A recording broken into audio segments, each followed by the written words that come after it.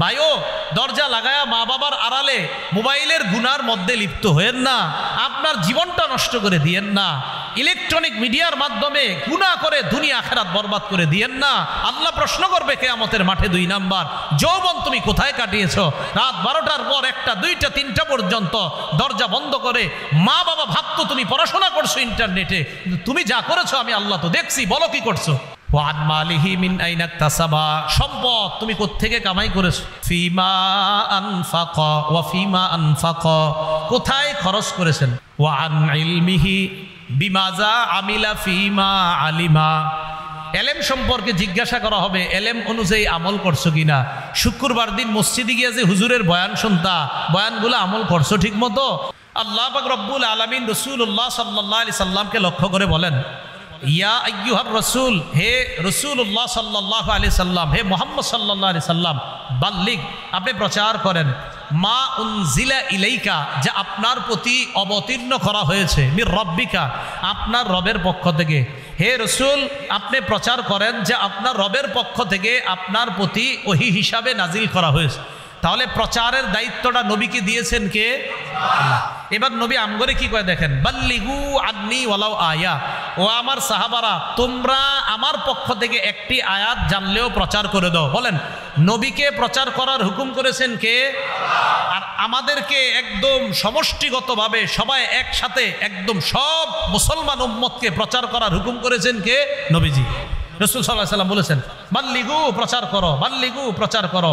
আল্লাহ করলেন রসুলকে হুকুম, রসুল আমাদেরকে বললেন, শোনো আমার দায়িত্ব কিন্তু তোমাদের কাছে দিয়ে গেলাম, তোমরা নবী হবা না, কিন্তু নবুয়তের যে দায়িত্ব, যে দ্বীনের দাওয়াতের দায়িত্ব, এটা তোমরা কিন্তু পুরা দুনিয়াতে প্রচার করবা। সূরা কাহাফের 60 নম্বর আয়াতে আল্লাহ বলেন, وَإِذْ قَالَ مُوسَى لِفَتَاهُ لَا أَبْرَحُ حَتَّى أَبْلُغَ مَجْمَعَ الْبَحْرَيْنِ حَتَّى أَبْلُغَ مَجْمَعَ الْبَحْرَيْنِ أَوْ أَمْضِيَ حُقُبًا। স্মরণ করুন ওই সময়কে মুসা আলাইহিস সালাতু ওয়াস সালাম যখন তার গোলাম যুবক ইউশা ইবনে নুনকে বললেন,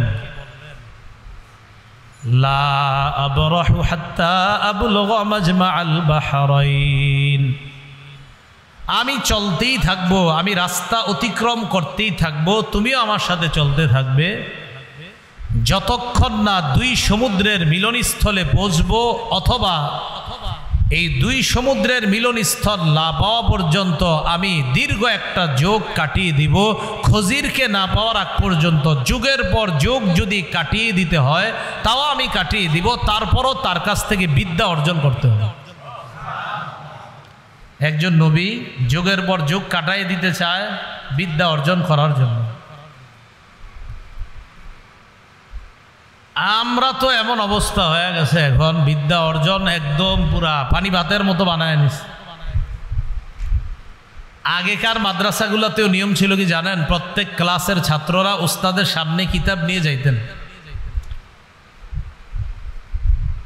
দেশ গ্রামের এখনো অনেক মাদ্রাসার নিয়ম হলো, গ্রাম অঞ্চলের এখনো অনেক মাদ্রাসার নিয়ম, ক্লাস শেষ করে ছাত্ররা করার পর কিতাবগুলা নিয়ে পরের ঘন্টা, পরের ক্লাস যেই কিতাব যে উস্তাদের কাছে, ওই কিতাবটা নিয়ে ওই উস্তাদের রুমে চলে যায়। তা এখন তো আপনার আর ওই নিয়ম না, এখন উস্তাদরাই আসে ক্লাসে। ক্লাস উচিত ছিল আসা না যাওয়া, যাই হোক সে বিষয়ে বলছি না। মুসা আলাইহিস সালাতু ওয়াস সালাম খজিরকে তালাশ করার জন্য বের হয়ে গেলেন। হিস্ট্রিতে আমি যাব না, খজিরের ব্যাপারে আমার লম্বা আলোচনা আছে, আপনারা যারা আমার বয়ান দেখেন ও দেখছেনও হয়তো দেখে থাকবেন, লম্বা আলোচনা আছে দেখবেন। মুসা আলাইহিস সালাতু ওয়াস সালাম বিশাল একটা ঘটনা ঘটছে, ঘটার পর যাক খজিরকে পাইছে, পাওয়ার পর সালাম দিস। খজির বললেন, কে এখানে আবার সালাম কোত্থেকে? মুসা নবী বললেন, মুসা। কোন মুসা? বনি ইসরাইলের মুসা? জি, বনি ইসরাইলের মুসা। আপনি এখানে? আল্লাহ বলছে আপনি এমন বিদ্যা জানেন, যে বিদ্যা আমি জানি না সেই বিদ্যা অর্জন করার জন্য আপনার কাছে আসছে।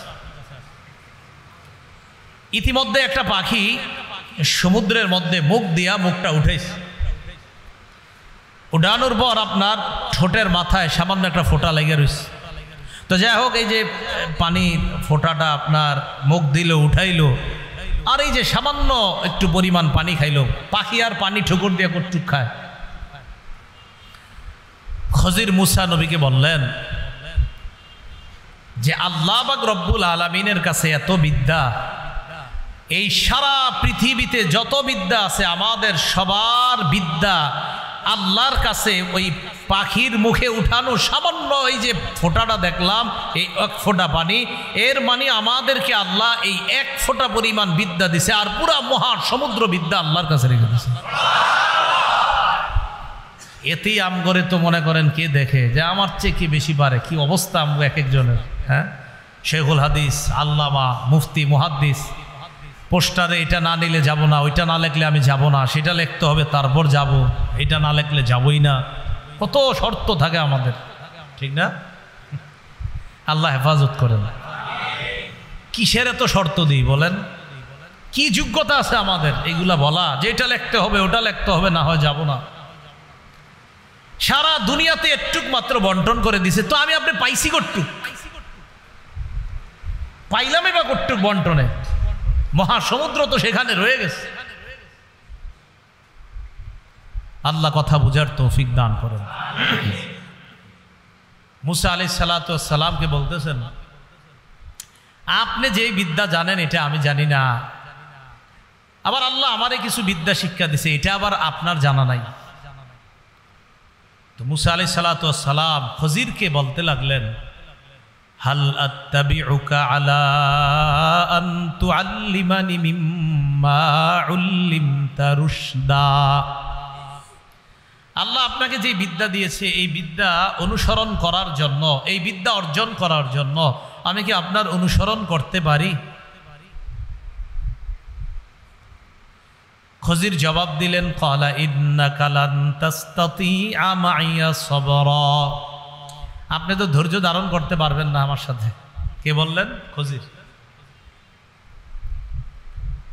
মুসা আলাইহিস সালাতু ওয়াস সালাম বললেন, সাতাজিদুনি ইনশাআল্লাহু সাবিরা। আপনি আমাকে ধৈর্যশীল পাবেন, আপনার সাথে আমাকে নিতে পারেন, ধৈর্যশীল পাবেন। তো খজির বললেন, লা তাসআলনি আন শাইইন হাত্তা উহদিসা লাকা মিনহু যিকরা। আমি কিছু না বলা পর্যন্ত আমারে কোনো প্রশ্ন করবেন না, খালি দেখতে থাকবেন আর ধৈর্য ধরতে থাকবেন, কোনো প্রশ্ন করবেন না। এখান থেকে শিক্ষা কি? সামনে আলোচনা পরে যে আমরা, শিক্ষা হলো কিছু জানতে হলে ধৈর্য লাগবে, কিছু জানতে হলে ধৈর্য লাগবে, এটা একটা বিষয়। তো দোনোজন চলতে লাগলেন, যাইতে যাইতে সামনে নদী। দোনোজনের কারো কাছে নৌকায় চড়ার মতো, জাহাজে চড়ার মতো ভাড়া নাই। নৌকার মাঝি খজিরকে চিনে ফেলছে, পরিচয় আছে, নদীর আশেপাশে প্রায় সময় দেখে, সেই খাতিরে উঠায় নিছে, মুসা নবীরে উঠাইছে। জাহাজে চড়ার পর আল্লাহ বলেন, হাত্তা ইযা রাকিবা ফিস সাফিনাতি খরাকাহা। জাহাজে দুজন উঠলেন, খরাকাহা, জাহাজটারে ছিদ্র করে দিছে খজির, এটারে ছিদ্র করে দিছে। মুসা আলাইহিস সালাতু ওয়াস সালাম বলেন, আপনি কামটা করলেন কি? আখরাকতাহা লিতুগরিকা আহলাহা। এই মানুষগুলোরে ডুবানোর জন্য আপনি এটা ছিদ্র করছেন? বলছিলেন আমি কিছু না বলা পর্যন্ত কোনো প্রশ্ন করবেন না, খালি দেখবেন। খজির কয়, আমি না আপনারে বলছি কিছু জিজ্ঞাসা করবেন না? খজিরকে বলতেছে, লাকাদ জিতা শাইআন ইমরা, আপনি খারাপ কাজ করছেন, আপনি নৌকা ছিদ্র করে। খজির বললেন, আপনারা বলছি আপনি প্রশ্ন করবেন না। মুসা নবী গো, ঠিক আছে ঠিক আছে, আমি ঠিক করি নাই, আর হবে না এরকম। আবার চলতেছে, চলতে চলতে হাত্তা ইদা লাকিয়া গুলামা, দুজনে একটা গোলামের সাথে সাক্ষাৎ, একটা বালকের সাথে সাক্ষাৎ। খজির তাকে ধরলেন, ধইরা মাইরা ফেলছে, হত্যা করছে। আচ্ছা, আমার আপনার সামনে একটা মানুষ হত্যা করছে, কেমন লাগবে বিষয়টা? মুসা আলাইহিস সালাতু ওয়াস সালাম বললেন, আকাতালতা নাফসান যাকিয়াতাম বিগাইরি নাফস লাকাদ জিতা শাইআন নুকরা। আপনি অন্যায়ভাবে একটা ছেলে হত্যা করলেন, আপনি মহা অন্যায় করছেন। খজির বললেন, ক্বালা আলাম আকুল্লাকা ইন্নাকা লান তাসতাতিআ মাইয়া সাবরা। আমি না বলছি আপনি ধৈর্য ধরতে পারবেন না? মুসা নবী বললেন, ক্বালা ইন সাআলতুকা আন শাইইন বা'দাহা ফালা তুসাহিবনি ক্বাদ বালাগতা মিন লাদুন্নি উযরা। কারো ঘরে বাংলা কোরআন যদি থাকে, সূরা কাহফের 60 নম্বর আয়াত থেকে পড়া শুরু করবেন। 15 নম্বর পারার শেষ পৃষ্ঠাটা, 16 পারার শুরু পৃষ্ঠাটা একদম শেষ পর্যন্ত পড়বেন। কি মজা! আরে এত ব্যাখ্যাও দেখা লাগবে না, খালি অনুবাদগুলোই পড়বেন, অনেক মজা পাবেন। তো খজির বললেন, আমি না বললাম আপনি ধৈর্য ধরতে পারবেন না? তো মুসা বললেন, ইন সাআলতুকা ক্বালা ইন সাআলতুকা আন শাইইন বা'দাহু ফালা তুসাহিবনি। মুসা আলাইহিস সালাতু ওয়াস সালাম বললেন, এরপরে যদি আর কিছু জিজ্ঞাসা করি, ফালা তুসাহিবনি, আমারে আর নিয়েন না সাথে। তো খজির বললেন, ক্বালা আলাম আকুল্লাকা ইন্নাকা লান তাসতাতিআ মাইয়া সাবরা। মুসা নবী বললেন, ক্বালা ইন সাআলতুকা আন শাইইন বা'দাহু না ফালা তুসাহিবনি ক্বাদ বালাগতু মিন লাদুন্নি উযরা। তো বলতেছে, আমি যদি এর পরে আপনাকে প্রশ্ন করি তো আপনি আর আমাকে সাথে নিয়েন না, আমাকে আর সাথী করেন না। তো দুজন চলতে চলতে হাত্তা ইদা আতাইয়া আহলা ক্বরিয়াতিন ইসতাতআমা আহলাহা, এক গ্রামে আসছে। আসার পর দুজনের ক্ষুধা, মুসাফির হিসাবে গ্রামবাসীর কাছে মেহমানদারি চাইছে। ফাআবাউ আইয়ুদাইফুহুমা, গ্রামবাসী অস্বীকার করলো, না মেহমানদারি করব না। গ্রামবাসীর কাছে মেহমানদারি চাইছে, তারা অস্বীকার করলো, মেহমানদারি করব না। এখন কোন এই লোক, এই এলাকার কারো জন্য কিছু করতে মায়া লাগবে? যারা আমাদের মেহমানদারি করলো না, একটু সহমর্মিতা প্রকাশ করলো না, এদের প্রতি তো মায়া হবে না। ফাওয়াজাদা ফিহা জিদারান ইউরিদু আন ইয়ানকাদ্দা ফাআকামা। হঠাৎ দুইজনে দেখলো একটা দেয়াল পড়ে যাওয়ার উপক্রম। খজির ওই দেয়ালটাকে সুন্দরভাবে ঠিক করে দিল। কোন এলাকার দেয়াল? যে এলাকার মানুষ কিচ্ছু খাওয়ায় নাই। তো দেয়াল যখন ঠিক করে দিল, মুসা নবী বললেন, এরাম করে কিছু খাওয়াইলো না, এদের দেয়ালটা ঠিক করে দিলেন। লাউ শি'তা লাত্তাখাযতা আলাইহি আজরা, চাইলে তো কিছু পারিশ্রমিক নিতে পারতেন, তাহলে আমরা কিছু খাইতে যাইতে পারতাম। খজির বললেন, ক্বালা হাযা ফিরাকু বাইনি ওয়া বাইনিক সাউনাব্বিউকা বিতা'ওয়িলি মা লাম তাসতাতি আলাইহি সাবরা। আমার আপনার মাঝে এটাই পার্থক্য। আমি আপনাকে এখন ব্যাখ্যা করব যেই বিষয়ের এতক্ষণ ব্যাখ্যা দেই না, আর যেই বিষয়ের ব্যাপারে আপনি ধৈর্য ধরতে পারেন নাই, সাউনাব্বিউকা আপনাকে জানাবো বিতা'ওয়িলি মা, ওই জিনিসের ব্যাখ্যা, লাম তাসতাতি আলাইহি, যেই বিষয়ে আপনি ধৈর্য ধরতে পারেন, সবর ধৈর্য ধারণ করতে পারেন নাই, এই জিনিসের ব্যাখ্যা এখন আপনাকে আমি শোনাবো। এবার বলতে লাগলেন, আম্মাস সাফিনাতু ফাকানাত লিমাসাকিনা ইয়ামালুনা ফিল বাহ। ওনা আপনাদের পরীক্ষা নেওয়া দরকার। এবার কয়টা ঘটনা ঘটছে? 1 নাম্বার জাহাজ, 2 নাম্বার মেরে ফেলছে, 3 নাম্বার দেয়াল ঠিক করা, এই 3টা। তো মুসা নবী 3টার ক্ষেত্রেই প্রথমটা বলছে আপনি খারাপ কাজ করছেন, মানুষগুলো ডুবে মরবো না, নৌকা ছিদ্র করছেন। আরেকটা বলল, একটা ছেলে অসহায়, কত মাসুম বাচ্চা, এরা আপনি মেরে ফেললেন, এটা কোনো কথা? আরেকটা, আর আম করে খাওয়াইলো না, আপনি দেয়াল ঠিক করলেন, কিছু টাকা পয়সা পারিশ্রমিক হিসাবে নেওয়া তো জায়েজ ছিল, নিতেন, আমাদের খাওয়ার ব্যবস্থা হইত। তো এবার ব্যাখ্যা শুরু করলেন। 1 নম্বর, ওই আগে আপনাদের কাছ থেকে ওয়াদা নিয়েছি, এলেম শিখতে হইলে কি লাগে? ধৈর্য। 1 নম্বর, আম্মাস সাফিনাতু ফাকানাত লিমাসাকিনা ইয়ামালুনা ফিল বাহ ফাআরাদতু আন আইবাহা ওয়া কানা ওয়ারাআহুম মালিকুন ইয়াখুযু কুল্লা সাফিনাতিন গাসবা। জাহাজটা ছিল ফাকানাত লিমাসাকিন, কয়েকজন অসহায় মানুষের, ইয়ামালুনা ফিল বাহ, যারা সমুদ্রে কাজ করত, এই জাহাজ চালায়া তারা খাইতো, এটাই তাদের জীবিকা উপার্জনের একমাত্র মাধ্যম। ফারাদতু আন আইবাহা, আমি এটাকে দোষযুক্ত করে দিতে চাইলাম। কেন জানো? ওয়াকানা ওয়ারাআহুম মালিকুন ইয়াখুযু কুল্লা সাফিনাতিন গাসবা, পিছনে এক জালেম বাদশা ছিল।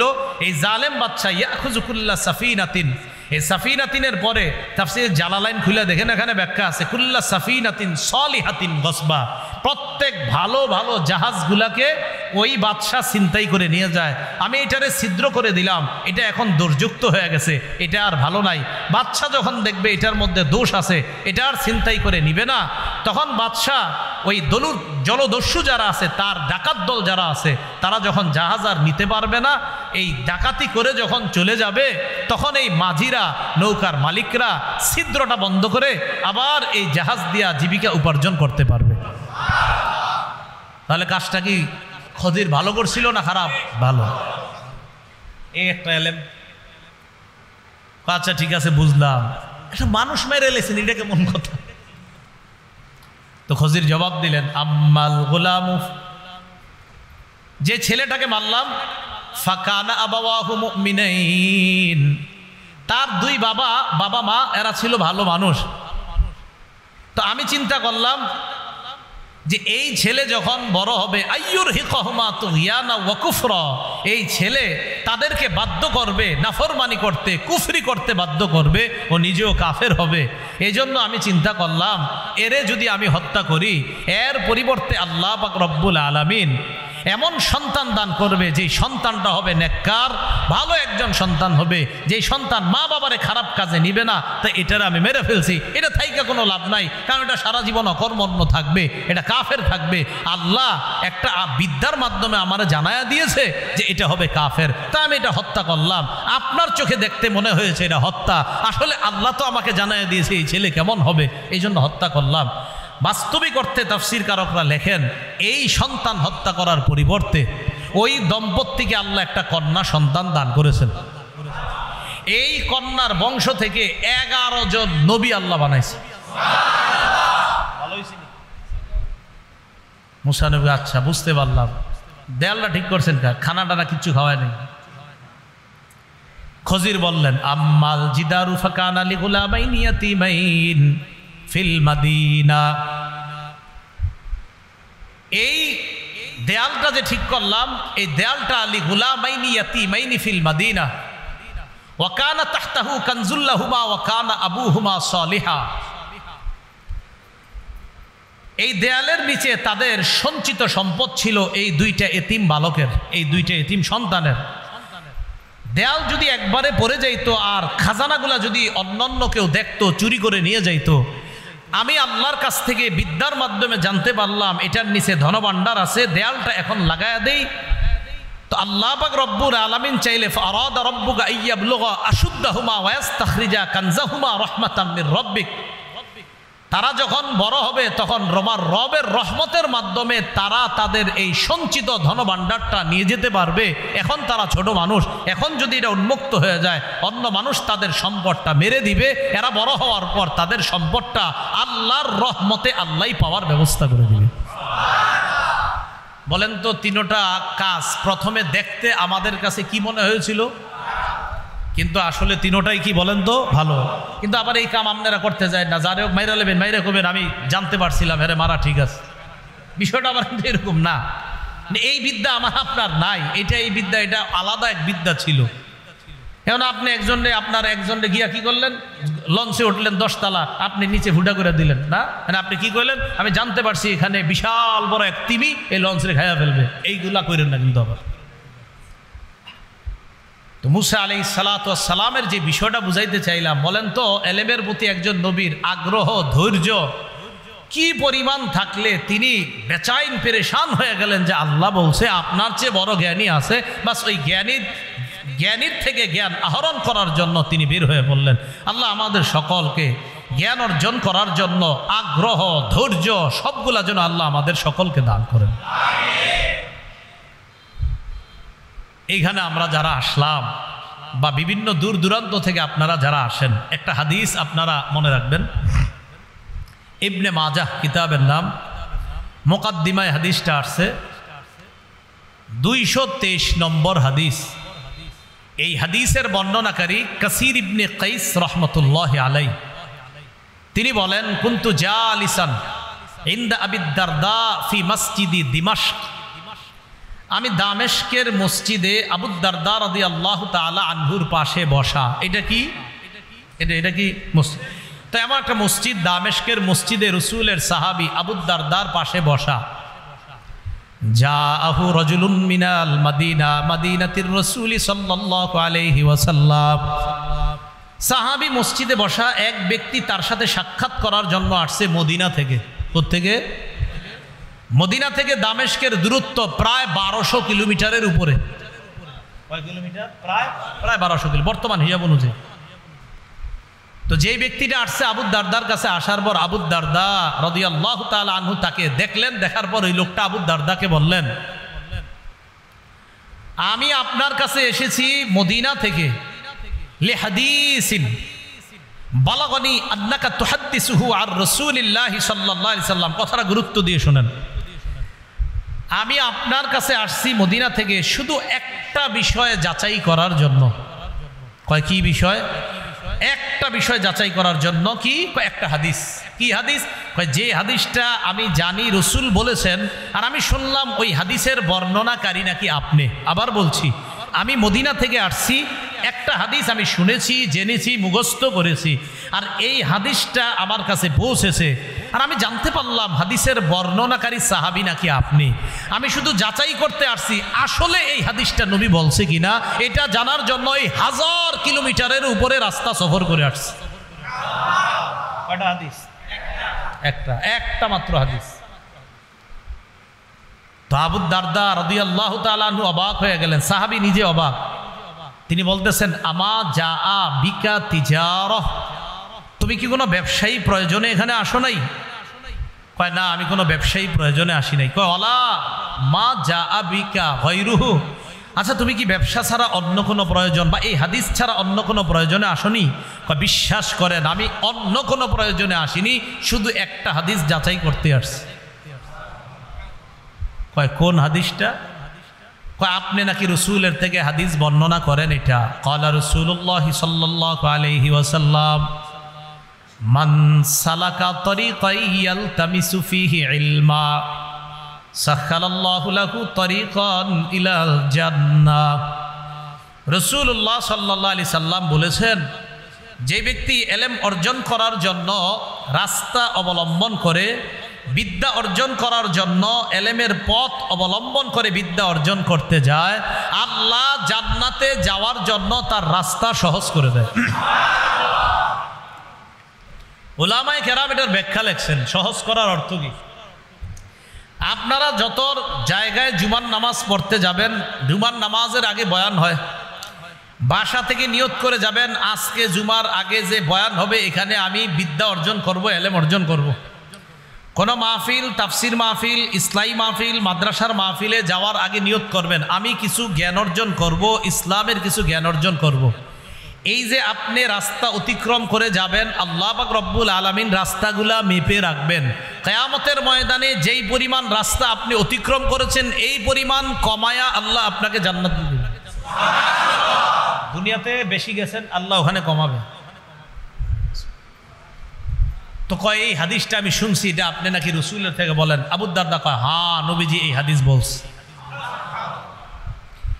এখন এই মাদ্রাসার ছাত্র যারা হবে হেফজখানার, তারা যখন এখানে পড়তে আসবে তাদের জন্য রাসূলুল্লাহ সাল্লাল্লাহু আলাইহি সাল্লাম বলেন, আল মালাইকাতা লা তাদউ আজনিহাতাহা রিদান লিতালিবিল ইলম। তালিবুল ইলম যারা রাস্তা দিয়ে যেই ছাত্রগুলো হাইটা যায়, অনেক সময় দেখবেন নীল ড্রেস থাকে, সাদা ড্রেস, এই বাচ্চাগুলারে কখনো বললেন না যে মা বাবার কোনো কাম পায় না এখানে দিছে। না না, এদেরকে একটু শ্রদ্ধা করেন, মায়া করেন, স্নেহ করেন, মমতা করবেন। একটু দুষ্টামি করলেও খারাপ দৃষ্টিতে এদের দিকে তাকায়েন না, একটু মাথায় হাত পুষায় দেন যে বাবা থাক, দুষ্টামি করো না, এরকম বললেন না। ছি এমন করে কেন? একটা বাচ্চা ছেলে 7-8 বছরের, তো রাস্তায় দুষ্টামি করতেই পারে। তো এই জন্য অন্য দৃষ্টি দিয়েন না। রাসূলুল্লাহ সাল্লাল্লাহু আলাইহি সাল্লাম বলেন, ইন্নাল মালাইকাতা লা তাদউ আজনিহাতাহা রিদান লিতালিবিল ইলম।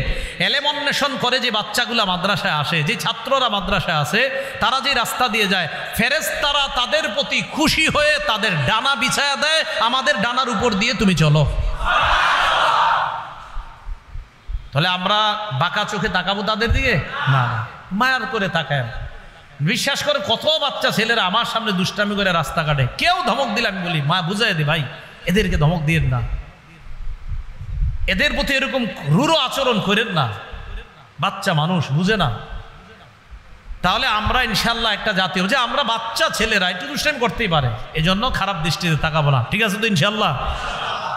এরপরে রাসূলুল্লাহ সাল্লাল্লাহু আলাইহি সাল্লাম বলেন, ওয়া ইন্না তালিবাল ইলমি ইস্তাগফিরু লাহু মান ফিস সামাওয়াতি ওয়াল আরদ হাত্তাল হিতানি ফিল মা। ইলম অন্বেষণকারী ছাত্রদের জন্য, ছাত্রীদের জন্য আসমান জমিনের যত সৃষ্টি আছে, এমনকি সমুদ্রের মাছ তাদের জন্য দোয়া করতে থাকে।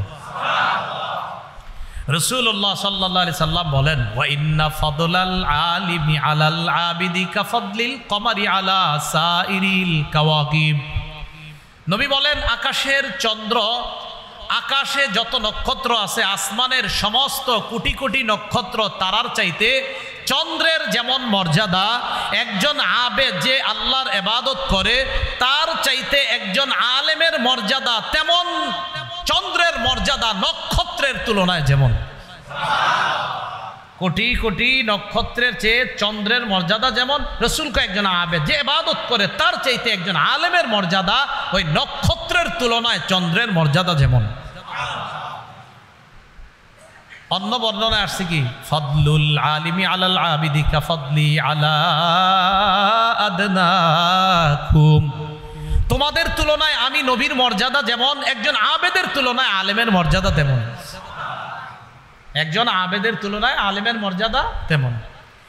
এরপরে রাসূলুল্লাহ সাল্লাল্লাহু আলাইহি সাল্লাম বলেন, ইন্নাল উলামা হুম ওয়ারাসাতুল আম্বিয়া।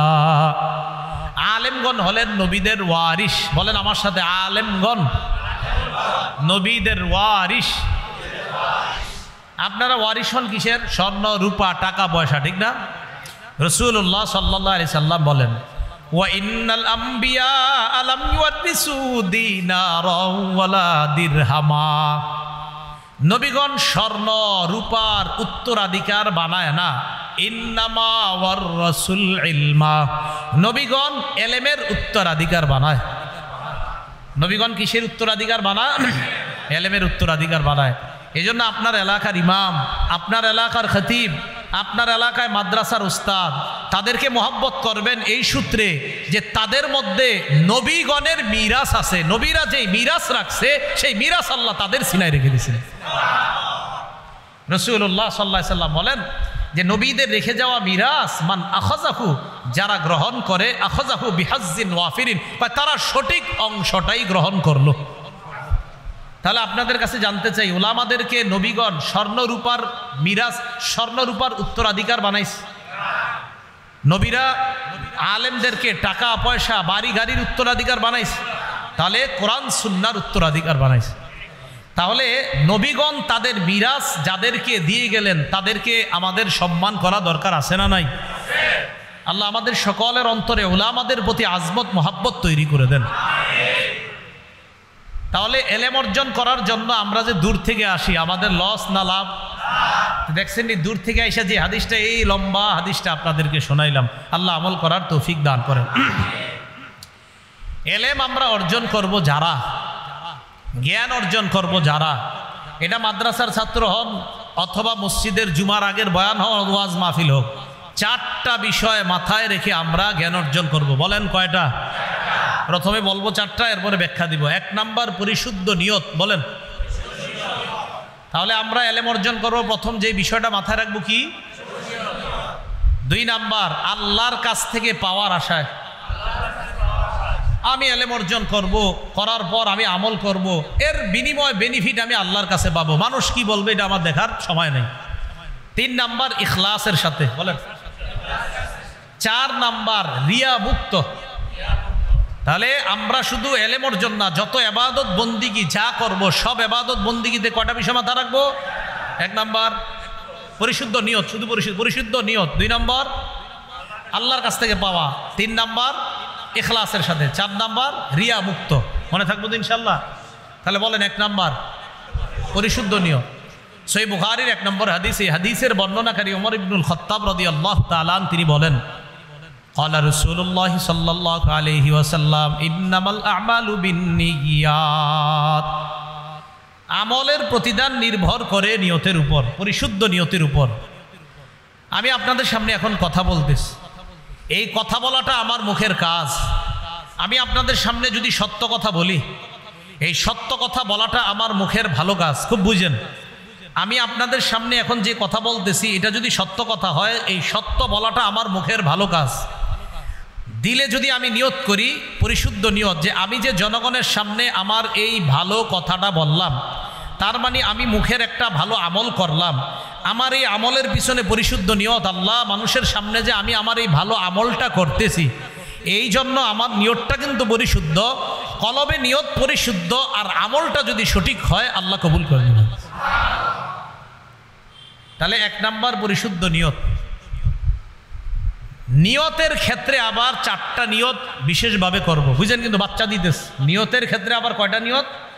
প্রথমে তো 4টা, ওই 4টা না, এই প্রথম 4টার প্রথম যে হেডলাইনটা, এটার মাঝে আবার 4টা নিয়ত করব। কয় ধরনের? 1 নাম্বার আল্লাহকে খুশি করার জন্য আমি আমার জীবনের সমস্ত ইবাদত বন্দেগী করব, ইলম অর্জন করব, আমল করব, সব কারে খুশি করার জন্য? আল্লাহকে খুশি করার জন্য। নাসাই শরীফের বর্ণনা 3140 নম্বর হাদিস। এই হাদিসের বর্ণনাকারী আবু উমামা বাহিলি রাদিয়াল্লাহু তাআলা তিনি বলেন, জাআ রাজুলুন ইলান নবী সাল্লাল্লাহু আলাইহি ওয়াসাল্লাম। এক ব্যক্তি আল্লাহ রাসূল সাল্লাল্লাহু আলাইহি সাল্লামের কাছে আসলেন। আসার পর রাসূলুল্লাহ সাল্লাল্লাহু আলাইহি সাল্লামকে বললেন, আফারাইতা রাজুলান গাজা ইয়ালতামিসুল আজরা ওয়াজ যিকরা মা লাহু ইয়া রাসূলুল্লাহ। হে আল্লাহ রাসূল, আমি আপনার কাছে জানতে চাই, এক ব্যক্তি জিহাদের ময়দানে গেছেন, যাওয়ার পর আল্লাহ তোমার রাস্তায় জিহাদ করেছে। জিহাদ দ্বারা তার উদ্দেশ্য হলো পুণ্য কামাই করা আর নাম ফুটানি করা। কয়টা উদ্দেশ্য? কয়টা? 1 নাম্বার আল্লাহর কাছ থেকে পুণ্য পাবে, 2 নাম্বার নাম ফুটানি, যে মানুষ জানবে আমি বড় এক বাহাদুর মুজাহিদ ছিলাম। তাহলে উনি জিহাদ করছে কয় নিয়তে? 1 নাম্বার প্রতিদান, 2 নাম্বার অজিক্র, মানুষ আমার নাম কাম স্মরণ করবে, আমাকে লম্বা সময় মানুষ আমাকে স্মরণ করবে, যুগের পর যুগ আমাকে ভুলে আমাকে মানুষ মনে রাখবে, এই নিয়তে জিহাদ করছে। মা লাহু ইয়া রাসূলুল্লাহ, হুজুর তার সওয়াব কি হবে আপনার কাছে জানতে চাই। فقال رسول الله صلى الله عليه وسلم لا شيء له, কিচ্ছু পাবে না সে। নাউজুবিল্লাহ। আমি আপনাদের সামনে বয়ান করতেছি, প্রথমত বয়ানে আমার নিয়ত আল্লাহ বয়ান করে 2টা মানুষ যদি হেদায়েত হয়, এই নিয়তে যে এই মানুষটা হেদায়েত হলে আমার জান্নাতে যাওয়ার কারণ হবে, আর আমার জন্য যুগের পর যুগ মানুষ মনে রাখে আরিফ বিন হাবিব বলতে একজন ছিল। শেষ? কি শেষ? জি শেষ। আমি বলছি শেষ। এই যে আমার এই বয়ানে কাজ হবে না, শেষ। রাসূলুল্লাহ সাল্লাল্লাহু আলাইহি সাল্লাম বলেন যে যেই ব্যক্তি এই নিয়তে জিহাদ করলো, সে আল্লাহর কাছে প্রতিদানও পাবে, আবার তার নাম কাম মানুষ আলোচনা করুক, সে কিচ্ছু পাবে না। যিনি প্রশ্ন করছে উনি অবাক হয়ে আদাহা সালাসা মাররাত, প্রশ্নটা আবার 3 বার রিপিট করছে। হুজুর কিচ্ছু পাইব না? সে তো আল্লাহর কাছ থেকে পাওয়ার আশা করছে। হুজুর কিচ্ছু পাবে না? 2 বার। হুজুর কিচ্ছু পাবে না? নবীজি বললেন না, কিচ্ছু পাবে না। এরপর রাসূলুল্লাহ সাল্লাল্লাহু আলাইহি সাল্লাম বললেন, শোনো ভালো করে মনে রাখবা, ইন্নাল্লাহা লা ইয়াকবালু মিনাল আমালি ইল্লা মা কানা লাহু খালিসা। আল্লাহ পাক রব্বুল আলামিন ওই আমল কবুল করবেন না যতক্ষণ আমলটা আল্লাহর জন্য না হবে, আর এটার দ্বারা আল্লাহকে খুশি করা উদ্দেশ্য না হবে, ততক্ষণ ওই আমল আল্লাহ কবুল করবেন না। তাহলে আল্লাহর জন্য আমল আর আল্লাহকে খুশি করা উদ্দেশ্য হলেই ওটা আল্লাহ কবুল করে নেবেন। তো বলেন, আজকে থেকে নামাজ, রোজা, ইবাদত, বন্দেগী আমি সুন্দর করে নামাজ পড়বো, আমি বিশুদ্ধ তেলাওয়াত করব, আমার নামাজটা অনেক সুন্দর করব, এই সব কারে দেখানোর জন্য করব? নাকি এরকম হুজুর নামাজ পড়বো সওয়াবও পাবো, আর 10 জন বলবে কি সুন্দর নামাজ রে, নাকি না, আমি সুন্দর নামাজ শুধু রবকে দেখাবো। হ্যাঁ, কেউ যদি আমার নামাজ দেখা প্রশংসা করে এটা তার ব্যাপার। ও এটার একটা হাদিস আছে, মনে পড়ে গেছে। এক সাহাবী কয়, হুজুর আমার যদি নিয়ত না থাকে প্রশংসা কামানো, তাইলে কি হবে? রসুল কয়, তোমার যদি প্রশংসা কামানোর নিয়ত না থাকে, এরপরেও যদি জনগণ প্রশংসা করে, সেটা আল্লাহর পক্ষ থেকে তোমার জন্য অনুগ্রহ। না না, বুঝাইতে পারিনি। আপনি ভালো আমল করছেন, তো এক সাহাবী কয়, হুজুর আমল কইরা যদি আমার এই নিয়ত না থাকে যে মানুষ আমারে প্রশংসা করবে না, মুসলিম শরীফের হাদিস, রসুল কয়, তোমার যদি প্রশংসা কামানোর নিয়ত না থাকে, এরপরেও তুমি নামাজ সুন্দর মতো আল্লাহকে খুশি করার জন্যই পড়তেছো, তোমার নিয়ত আল্লাহকে দেখানো, তোমার নিয়ত আল্লাহর কাছ থেকে পাওয়া, এরপরেও মানুষ প্রশংসা করছে যে ওনার নামাজ অনেক সুন্দর, রসুল কয়, যদি মানুষ না চাইতেও প্রশংসা করে, এটা আল্লাহর পক্ষ থেকেই তুমি পুরস্কার পাইছো। হাদিসে কি আসছে জানেন? হাদিসে আসছে যে এটা হলো তোমার আজিলু বুশরাল মুমিন, এটা দুনিয়াতে তোমার নগদ পুরস্কার।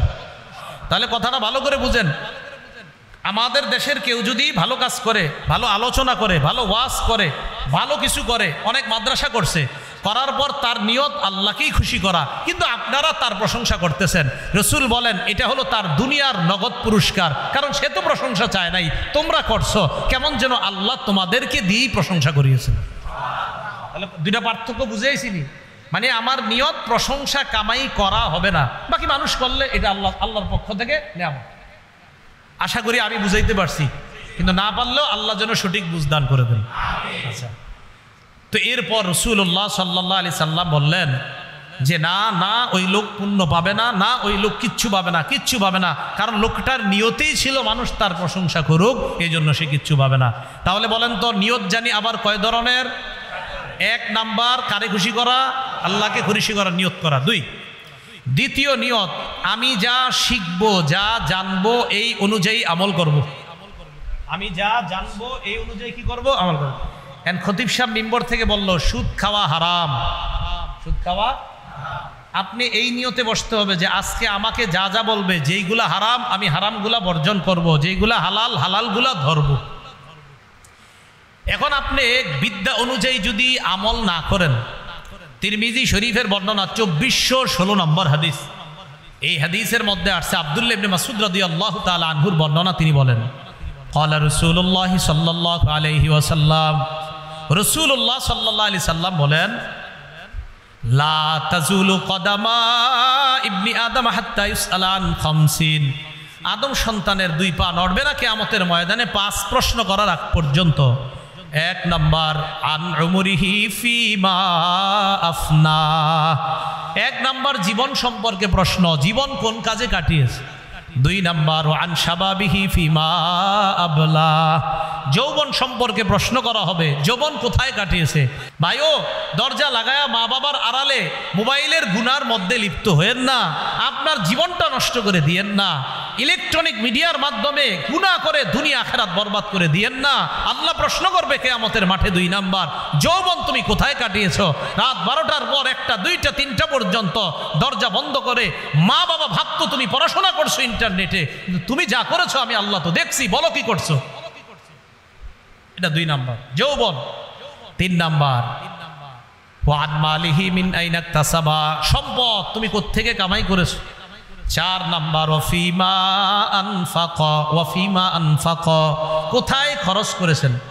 এবার আমার সাথে 2টা বাংলা বলেন, বলেন হালাল পথে আয়, হালাল খাতে ব্যয়। 3 নাম্বার প্রশ্ন হবে হালাল পথে আয় করেছো। 4 নাম্বার প্রশ্ন হবে হালাল খাতে ব্যয় করেছো। এটা হলো 3 আর 4 প্রশ্ন।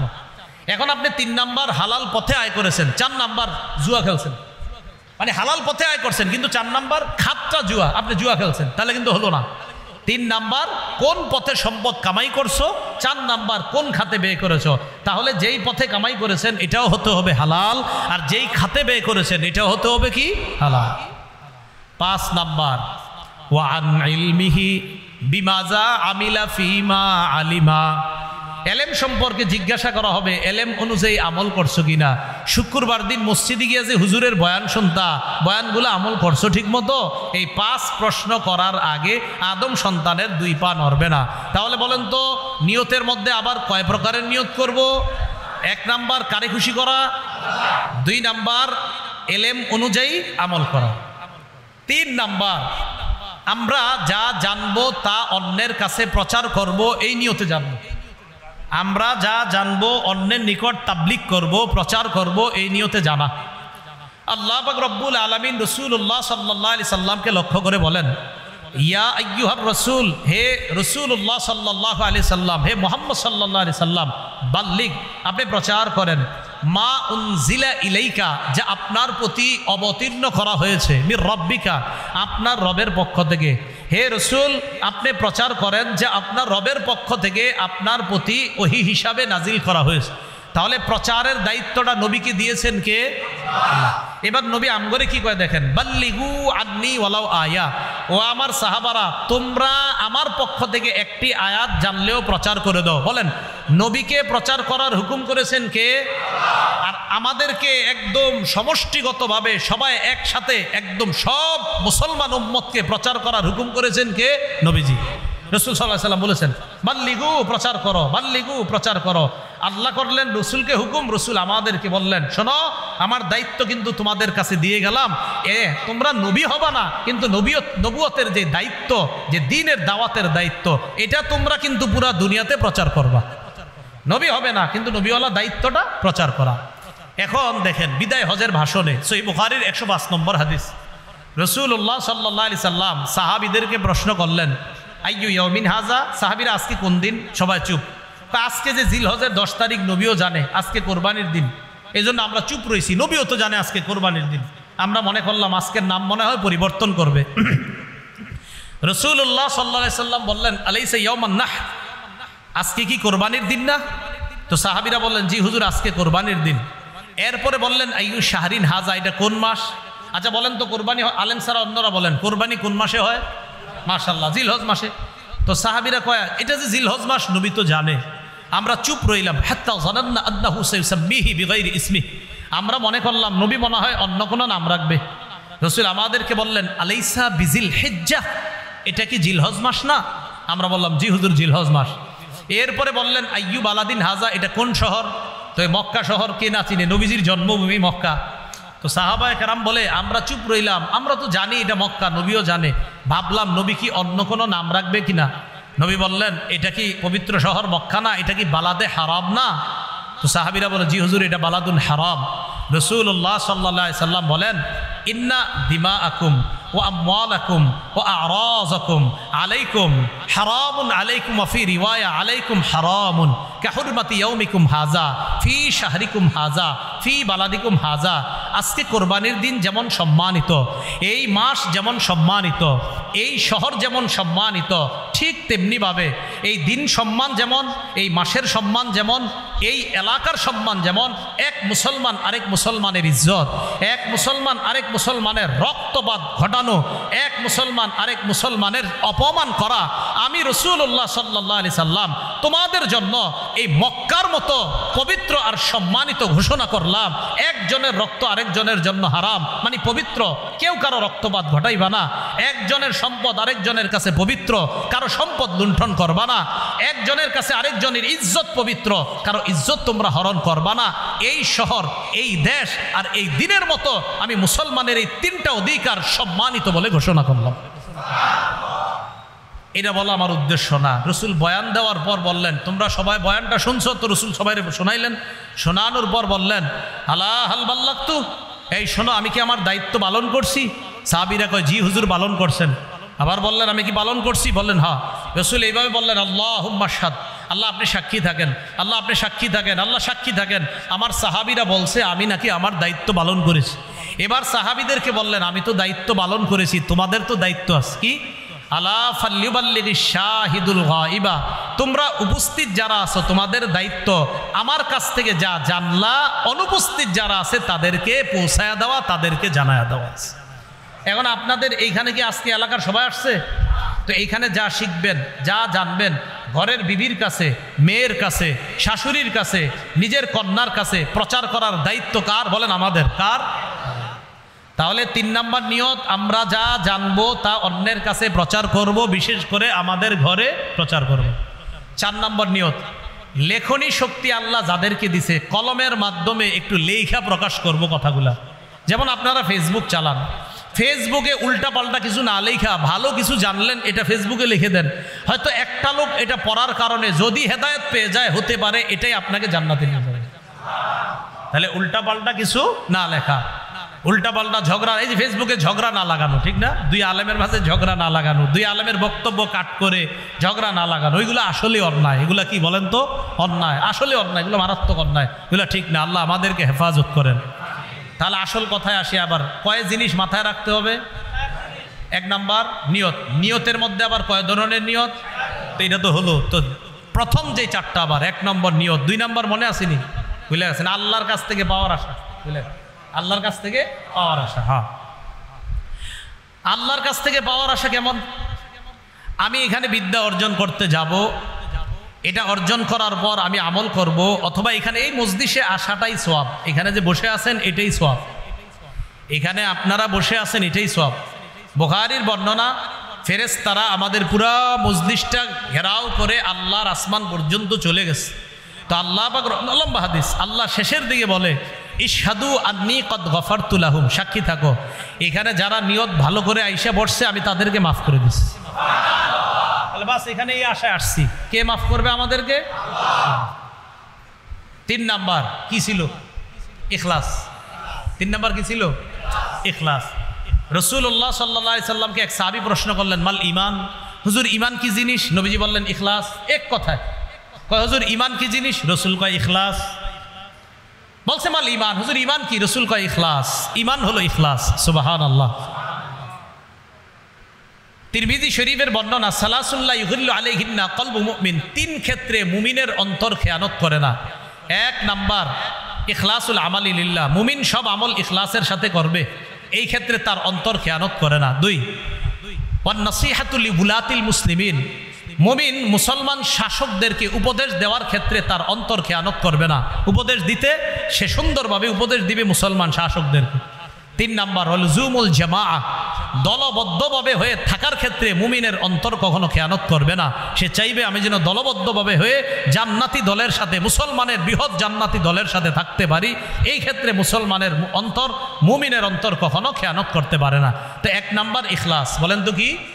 তাহলে ইখলাসের ক্ষেত্রে মুমিনের অন্তর কখনো কি করতে পারে না? খেয়ানত করতে পারে না। আচ্ছা, ইখলাস নিয়ে আরেকটু কথা শেষে বলবো, আমি না বললে আমারে মনে করায় দিন, যে যদি না বলি একটু সামান্য একটু কথা বলবো। আচ্ছা, তাহলে এটা গেল তিন নাম্বার ইখলাস। চার নাম্বার কি ছিল? হ্যাঁ, মানুষকে দেখানো যাবে না। তিরমিজি শরীফের 1382 নম্বর হাদিস, লম্বা হাদিস, এই হাদিসের মধ্যে আসছে, এই হাদিসটা আমি আগেও বর্ণনা করেছি। আপনাদের অনেক ইউটিউবার মাশাআল্লাহ আবার ভালো কাজও করে মাঝে মাঝে, শেখ আহমদুল্লাহ, ডক্টর মিজানুর রহমান আল আজহারি আর আমার একটা বয়ান, তিনজনে আমরা এই হাদিসটা বিভিন্ন সেমিনারে বয়ান করছি। এরা আবার কেমনে জানি তিনজনের বয়ান এক জায়গায় নিয়ে আসছে, এটা সুন্দর হয়েছে, খারাপ হয়নি, এটা ভালো হয়েছে। শেখ আহমদুল্লাহ হাফিজাহুল্লাহ উনিও এই হাদিসটা বর্ণনা করছেন, ডক্টর মিজানুর রহমান আজহারি সাহেব, আরও ওলামায়ে কেরাম করছেন। তো এই তিনজনেরটা আবার এক জায়গায় আছে, এটা আবার ঠিক ছিল, এটা দেখলাম মানুষ দেখতেছে, আবার মানুষ অনুপ্রাণিত হচ্ছে, হ্যাঁ ঠিকই এই হাদিসটা, যে রিয়া করা যাবে না কোনো আমলের ক্ষেত্রে। রাসূলুল্লাহ সাল্লাল্লাহু আলাইহি সাল্লাম বলেন, কিয়ামতের মাঠে এই আবু হুরায়রা যে হাদিস বলতে গিয়ে ওই যে আপনার চারবার বেহুশ হয়েছে, আপনারা জানেন এই হাদিসটা আমি বর্ণনা করছি, পুরোটা হাদিস চারবার বেহুশ হয়েছে। তো হাদিসের একটা অংশ এরকম, যে কিয়ামতের ময়দানে আল্লাহ শহীদকে ডাকবে, আলেমকে ডাকবে, আল্লাহ পাক রব্বুল আলামিন দানশীলকে ডাকবে। তো আলেমকে ডাইকা বলবে, আলেম সাহেব, আলাম ও আল্লিমকা মা আনজালতু আলা রাসূলি, আমার নবীরে যে বিদ্যা আমি দিয়েছি, আমার নবীর উপর যে কোরআন দিয়েছি, আমার নবীর থেকে কোরআন হাদিসের বিদ্যা আমি কি আপনাকে শিক্ষা দেই নাই? নবীকে যেই কোরআনের বিদ্যা দিলাম, আর নবী কোরআনের বিদ্যাটা ব্যাখ্যা করেছে হাদিস দিয়ে, এই কোরআন হাদিসের বিদ্যাকে আমি আপনাকে জানাইনি? আমি কি তোমাকে জানাইনি? আলেম বলবে বালা, হ্যাঁ রব আপনি জানাইছেন। আল্লাহ বলবে ফামাজা আমিলতা ফিমা উল্লিমতা, তোমাকে যা জানানো হয়েছে এই অনুযায়ী আমল করছো তুমি? তো উনি বলবে আকুমু বিহি আনা আল্লাইলি ওয়া আনা আন-নাহার, আল্লাহ আমি রাত সকাল সন্ধ্যা সর্বদা আমল করতাম, দিনের বেলা ছাত্রদেরকে হাদিস পড়াইতাম, রাতের বেলা মানুষের সামনে বৈশা হাদিস শোনাইতাম, কোরআন শোনাইতাম। আল্লাহ বলবে সব ঠিক আছে, তুমি যে এগুলা করতা আমি তো জানি, কারে খুশি করতে করতা এটা বলো। ওই বান্দাকে আল্লাহ বলবে হ্যাঁ ঠিক আছে, তুমি কোরআন হাদিস শিক্ষা প্রচার কর্তা, দিনে রাতে প্রচুর প্রচার কর্তা, তোমার টার্গেট ছিল জনগণ যেন তোমাকে বড় বক্তা বলে, বড় ওয়াইজ বলে, বড় মুফতি বলে, বড় মুহাদ্দিস বলে, বড় শাইখুল হাদিস বলে, তোমাকে যেন বলে সে বাংলাদেশে একমাত্র একজন। এইগুলা কামাই করার জন্য তুমি জনগণের সামনে, ছাত্রদের সামনে তুমি এইগুলা প্রচার করছো, আমারই খুশি করার জন্য করো নাই। যাও জাহান্নামে যাও। সুহিবা বিহি আলা ওয়াজহিহি ফিন্নার, মাথাটা নিচে, পাগুলা উপরের দিকে দিয়ে হেঁচড়াইতে হেঁচড়াইতে জাহান্নামে নিতে হবে। রিয়া মানুষকে দেখায় যে টার্গেট অমুকে আমাকে এটা বলবে সেটা বলবে। এই জন্য আপনারা দোয়া করবেন, যারা আপনাদের সামনে বয়ান দেয়, বক্তৃতা দেয়, সব সময় তাদের জন্য দোয়া করবেন যে তাদের প্রত্যেকটা কথায় যেন ইখলাস থাকে। কারণ আপনাদের সামনে এত ওয়াজ করে এরা যদি জাহান্নামী হয় তো কতটা কষ্টের কথা। আল্লাহ, আমি আমার জন্যই দোয়া চাইতেছি আপনাদের, আমি সবচেয়ে মনে হয় তাদের মাঝে আমি সবচেয়ে এই রোগে রোগাক্রান্ত, আমার জন্য দোয়া করবেন যে এই রোগ যেন কখনো না আসে। মাঝে মাঝে আসে যে ঠিকই, কত মানুষের সামনে বয়ান করছে, আল্লাহ যেন এই রোগ থেকে তাড়াতাড়ি হেফাজত করে, আপনাদের কাছে দোয়া চাই, দোয়া করবেন আল্লাহ সকলকে হেফাজত করেন। তো চারটা কথা মাথায় থাকবে তো ইনশাল্লাহ। পরিশুদ্ধ নিয়ত, আল্লাহর কাছে পাওয়ার আশা, ইখলাস, মানুষকে না দেখানো। এবার সর্বশেষ কথা, ইখলাস নিয়ে বলছি, একটা কথা বলবো মাথায় আছে। আমরা দুনিয়াতে যত আমল করব সব আমলে দুইটা কথা শর্টকাট মনে রাখবো। কয়টা বলেন আমার সাথে? খাঁটি, সঠিক। এই দুইটা শব্দ কি কঠিন না সহজ? তো তিনবার কন, খাঁটি সঠিক কন, আবার কন, সারা জীবন মনে রাখবেন নি। খাঁটি কারে কয়? খাঁটি বলা হয় কোনো আমল আল্লাহকে খুশি করার জন্য যদি করেন, এই আমলকে বলা হয় খাঁটি আমল। বলেন তো আপনারা, খাঁটি আমল কাকে বলা হয়? কোন আমল, আবার বলেন, কোন আমল খাঁটি আমল। হ্যাঁ থামেন, তাহলে কোন আমল আল্লাহকে খুশি করার জন্য করলে এটাকে কি বলা হয়?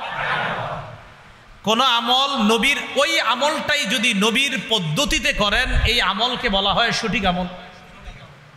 তাহলে কোন আমল আল্লাহর জন্য করলে কি আমল? আর নবীর পদ্ধতিতে করলে। এবার দেখি আপনারা বুঝছেন কিনা। মনে করেন আমি পানি পান করলাম, বিসমিল্লাহ বলে আল্লাহকে খুশি করার জন্য, মানে আমি পানি পান করলে শক্তি সঞ্চয় হবে, শক্তি সঞ্চয় হলে আপনাদের সামনে কিছু কথা বলার শক্তি আমি পাবো। তাহলে পানি পান করলাম আল্লাহরে খুশি করার জন্য। পানের শুরুতে আমি ডান হাতে নিলাম, বিসমিল্লাহ বললাম, কার পদ্ধতিতে? তাহলে পান করলাম, এখানেও আমি আল্লাহকে রাজি খুশি করার জন্য পান করলাম। কোন পদ্ধতিতে পান করলাম? তা আল্লাহকে খুশি করার জন্য হওয়ার কারণে নাম হবে কি এটার? খাঁটি। আর নবীর পদ্ধতিতে হইলে কি হবে নাম? আচ্ছা, আপনি 2 রাকাত নামাজ পড়লেন আল্লাহকে খুশি করার জন্য, এই 2 রাকাতের নাম হবে কি? খাঁটি।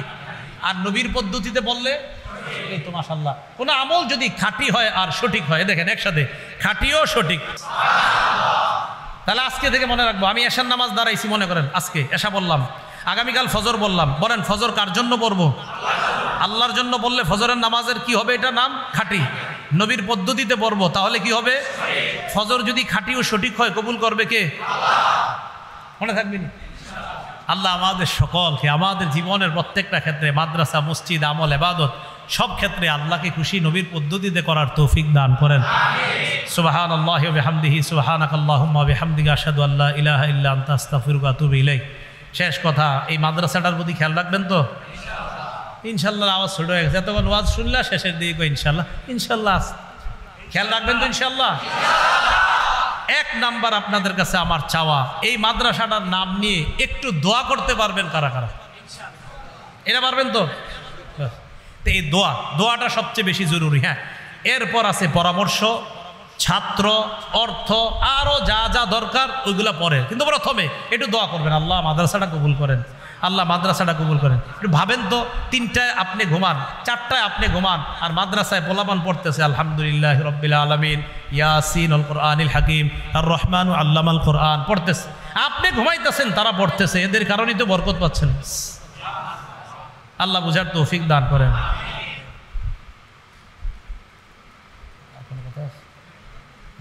আল্লাহুম্মা সাল্লি আলা মুহাম্মাদ ওয়া আলা আলি মুহাম্মাদ।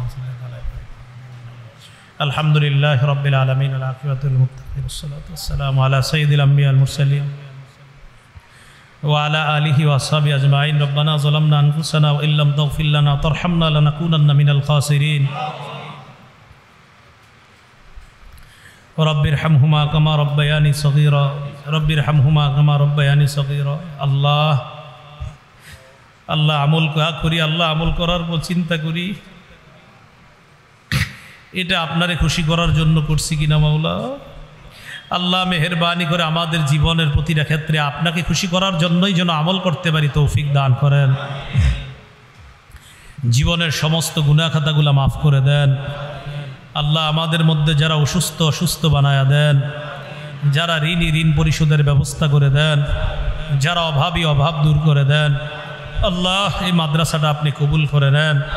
এই মাদ্রাসার যাবতীয় প্রয়োজন গাইবী খাজানা থেকে পুরা করে দেন আল্লাহ। রওজাতুল কোরআন একাডেমি আল্লাহ, হেফজ শাখা, বালক শাখা আল্লাহ মেহেরবানি করে ছাত্র, অর্থ, পরামর্শ, দোয়া যা যা প্রয়োজন আপনি ব্যবস্থা করে দিয়েন আল্লাহ। বালিকা শাখাকেও আপনি কবুল করে নেন আল্লাহ। আমাদের মধ্যে যারা কঠিন বিমারিতে আক্রান্ত হয়ে হসপিটালে ঘরের বিছানায় শোয়া আল্লাহ, তাদেরকে আপনি মাফ করে দেন আল্লাহ। আমাদের দোয়া আপনি কবুল করেন।